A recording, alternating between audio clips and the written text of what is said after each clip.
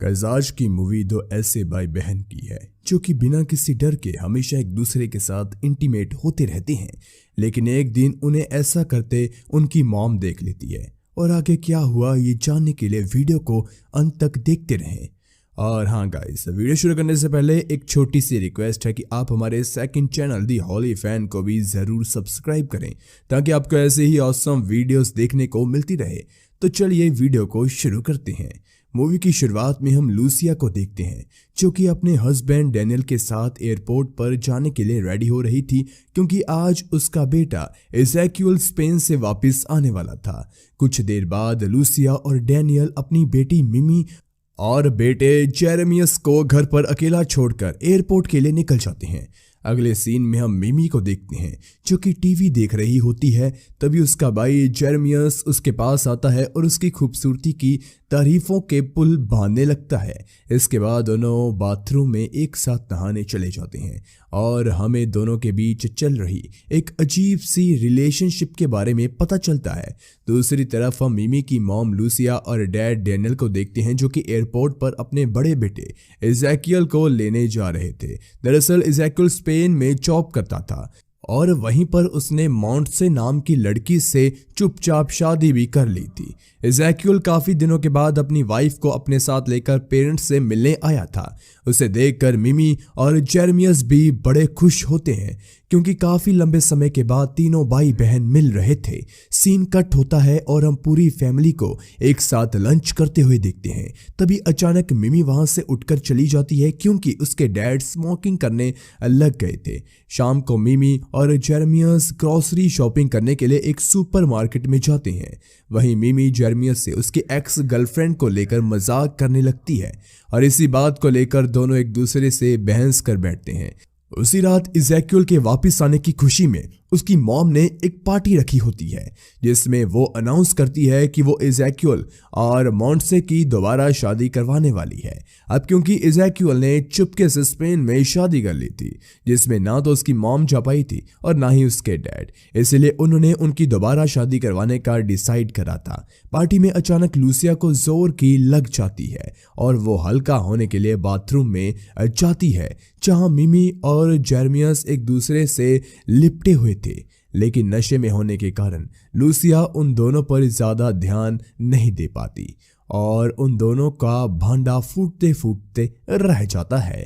अब अगले ही दिन से लूसिया अपने बेटे की शादी की तैयारी में लग जाती है। उसी रात तीनों भाई बहन मॉन्टसे के साथ एक क्लब में एंजॉय करने के लिए जाते हैं। क्लब में डांस करने के दौरान मॉन्टसे मिमी को अपने सेक्सुअल एक्सपीरियंस के बारे में बताते हुए कहती है कि मैं तो एक बार लेस्बियन के साथ भी इंटीमेट हो चुकी हूँ। मिमी को मॉन्टसे की बातें सुनकर बड़ी हैरानी होती है, लेकिन इससे पहले कि वो मॉन्टसे से कुछ और पूछ पाती, मॉन्टसे उसे एक गोली खाने के लिए देती है जिसे खाते ही मिमी को नशा हो जाता है।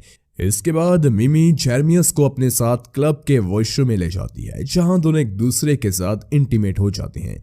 क्लब से घर वापस लौटते समय जेरेमियस नशे में गाड़ी चला रहा होता है और बड़ी मुश्किल से सभी सही सलामत घर पहुंच जाते हैं।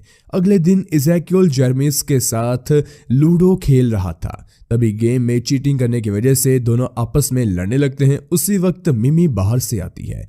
वो बाहर हो रही बारिश की वजह से बिल्कुल भीग चुकी थी। वहीं लूसिया के पूछने पर वो बताती है कि मेरी गाड़ी का पेट्रोल ही खत्म हो गया था। इस बात से लूसिया काफी भड़क जाती है और मिमी को खरी खोटी सुनाने लगती है। दरअसल लूसिया अपने बच्चों को बहुत प्यार करती थी और उनकी बहुत केयर भी किया करती थी। इसके बाद लूसिया अपनी फैमिली के सभी मेंबर्स को अपनी एक ओल्गा नाम की फ्रेंड के बारे में बताती है। वो कहती है कि ओल्गा की एक 15 साल की बेटी है जो हाल ही में दूसरी बार प्रेग्नेंट हो गई है और उसका कोई बॉयफ्रेंड भी नहीं है। इस पर डैनियल कहता है कि तुम्हें क्या लगता है ओल्गा की बेटी प्रेग्नेंट कैसे हो सकती है। इस पर लूसिया कहती है कि जरूर ये काम ओल्गा के हस्बैंड का होगा।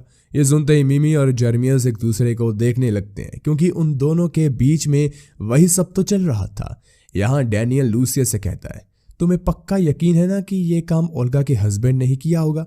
इस पर लूसिया कहती है कि हाँ, मुझे पूरा यकीन है क्योंकि ओल्गा हर रोज दूसरों के घर में मेड की नौकरी करने के लिए जाती है और उसका हस्बैंड अपनी बेटी के साथ घर में अकेला रहता है। मैंने ओल्गा से इस बारे में पूछा था और उसने मुझे बताया कि उसकी बेटी का कोई बॉयफ्रेंड नहीं है। अगले सीन में हम देखते हैं कि मिमी को नींद नहीं आ रही होती, इसलिए वो जेरेमियस के कमरे में जाकर उसके साथ सो जाती है। इसके कुछ ही देर बाद दोनों एक दूसरे को किस करने लगते हैं और इंटीमेट हो जाते हैं। दूसरी तरफ इज़ेकियल को भी नींद नहीं आ रही थी, इसलिए वो भी घर में इधर उधर टहलने लगता है। इसी दौरान वो देखता है कि मिमी अपने कमरे में नहीं है और उसे जेरेमियस के कमरे में अजीब अजीब सी आवाजें सुनाई देती है। इसलिए जब वो जेरेमियस के कमरे में झांक कर देखता है तो उसके पैरों तले जमीन खिसक जाती है, क्योंकि उसके दोनों भाई बहन बगैर कपड़ों में एक दूसरे से लिपटे हुए थे। इज़ेकियल वही छुप जाता है और मिमी के चले जाने के बाद अंदर कमरे में जाकर जेरेमियस को मारने लगता है। वो कहता है कि अगर दोबारा तुमने ऐसा किया तो मैं मॉम को सब कुछ बता दूंगा। इसके बाद इज़ेकियल मॉन्से के पास जाकर रोते हुए उसे सब कुछ बता देता है।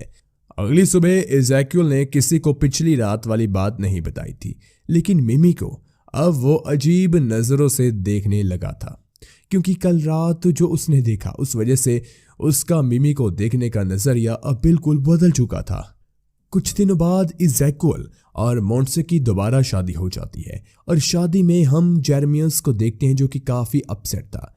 उसे इस बात का डर था कि कहीं इज़ेकियल उसके पेरेंट्स को उसकी सच्चाई ना बता दे। दूसरी तरफ इज़ेकियल मिमी के बाथरूम में घुस जाता है, जो कि उस वक्त कपड़े पहन रही होती है।